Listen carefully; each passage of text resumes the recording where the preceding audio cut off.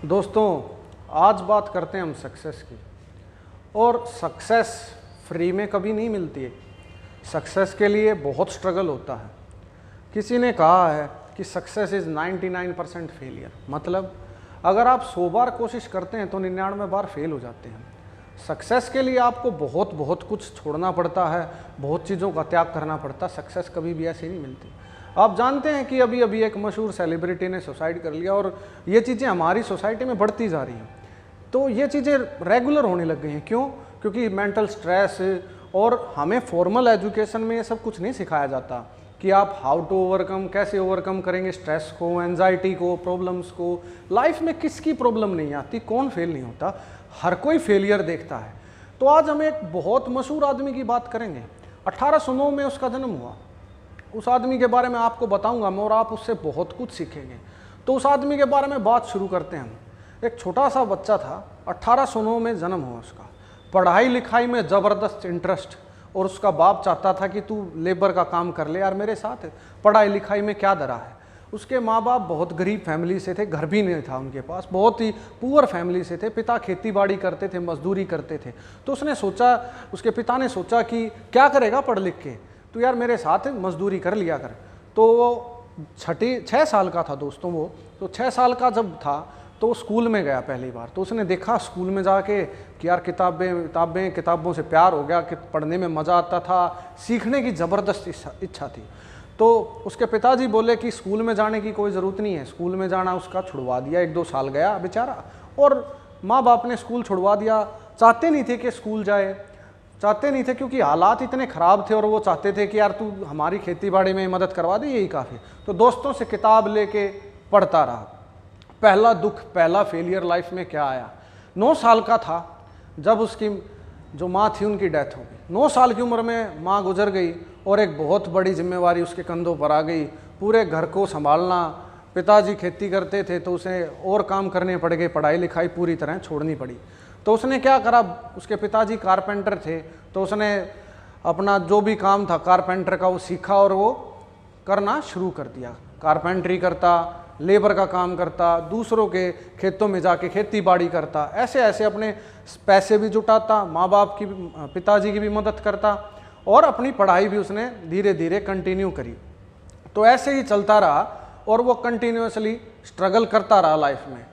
तो उसे पता लगा यार उसका लॉ पढ़ने का बहुत इच्छा था। जैसे जैसे वो बड़ा हुआ तो उसकी लॉ में बहुत दिलचस्पी थी।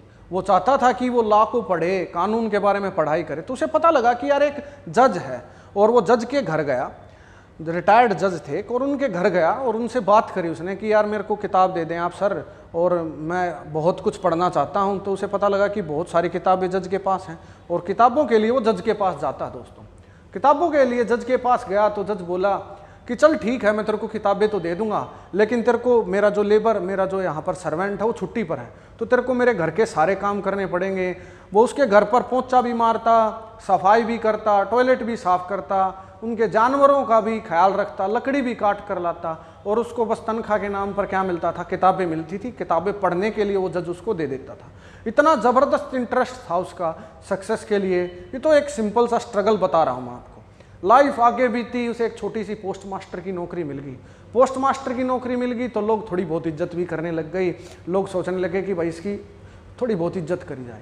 18वीं सदी की बात कर रहा हूँ मैं दोस्तों। उस दौर में दास रखे जाते थे। दास प्रथा बहुत ज़्यादा मशहूर थी। दास का मतलब क्या है, लोगों एक दूसरे लोगों को नौकर बनाकर अपने घर में रखते थे, खाने पीने को भी कुछ नहीं देते थे, बस 2 नाम मात्र का खाना दे देते थे, 2 वक्त की रोटी, और दिन रात सारा काम उनसे करवाया जाता था।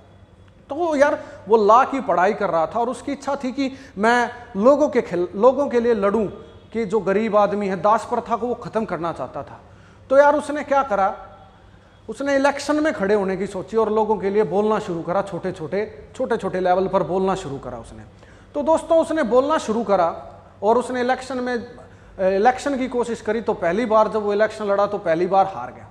और हार ऐसी हुई दोस्तों, क्योंकि आप जानते हैं कि कोई भी इलेक्शन लड़ता तो उसे अपनी जॉब छोड़नी पड़ती। तो उसने अपनी जॉब छोड़ी और उसके पास पैसे भी नहीं थे, किसी भी तरीके के पैसे उसके पास नहीं रहे।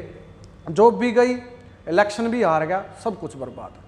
20 साल की उम्र में उसने सोचा कि मैं एक बिजनेस सेटअप करता हूँ, और बिजनेस सेटअप करने के लिए दोस्तों से पैसे उधार लिए।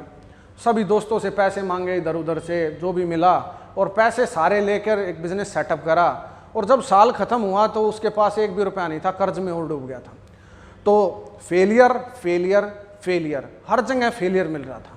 24 साल की एज में उसको एक लड़की से प्यार हो जाता है, रूथ लेग उस लड़की का नाम था, और उससे उसको बहुत बहुत प्यार हो जाता है। वो उससे शादी करना चाहता है, और शादी करना चाहता है तो क्या होता दोस्तों, उसकी ज़िंदगी में एक बहुत ही दुखद मोड़ आता है, उस लड़की की मौत हो जाती है। और उस लड़की की मौत की वजह से उस आदमी को डिप्रेशन हो जाता है, जिसकी हम बात कर रहे हैं, डिप्रेशन बहुत टूट जाता है। वो दिन रात उसको उसी के ख्याल आते हैं। उसके घर के बाहर बैठ के वो 2-2, 3-3 घंटे तक रोता था। तो एक ऐसा समय आ गया था जब वो चाकू छुरी से दूर रहने लग गया था। उसे लगता था कहीं मैं खुद को मार ना लूँ, काट ना लूँ। इतना स्ट्रेसफुल दौर उसकी लाइफ में था। ये भी वो किसी तरीके से ओवरकम कर गया और लाइफ उसकी आगे बढ़ी। उसको फाइनली लॉ की वो पढ़ाई कर रहा था तो लॉ का लाइसेंस मिल गया, और उसने लोगों के लिए मुकदमे लड़ने शुरू कर दिए। तो गरीबों के लिए मुकदमे लड़ता था, और मुकदमे लड़ते लड़ते उसने सोचा कि अब मैं दोबारा से एक कोशिश और करता हूँ विधायक बनने की। तो वो विधायक के लिए दोबारा से इलेक्शन लड़ता है, और वो विधायक बन ही जाता है, विधायक बन जाता है, जीत जाता है दूसरी बार जब लड़ता है।